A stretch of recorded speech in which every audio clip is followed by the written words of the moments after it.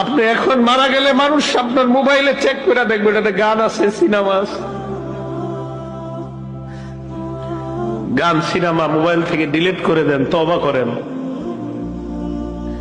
পৃথিবী সাক্ষী হয়ে যাবে যে ছেলেটা মারা গেছে, ওর মোবাইলে তো সিনেমা আছে, ওর মোবাইলে নাটক আছে। মানুষ সাক্ষী হয়ে যাবে আপনার গুনাহের।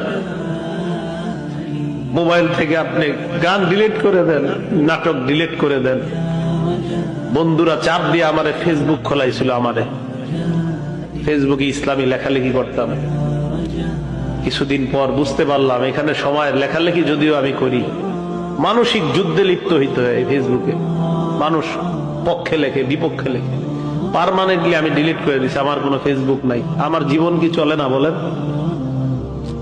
চলে, আগের চেয়ে ভালো চলতেছে।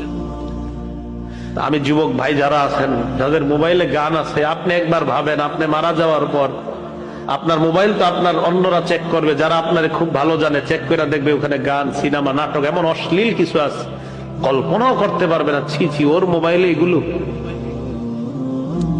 এটা কল্পনাও করতে পারবে না।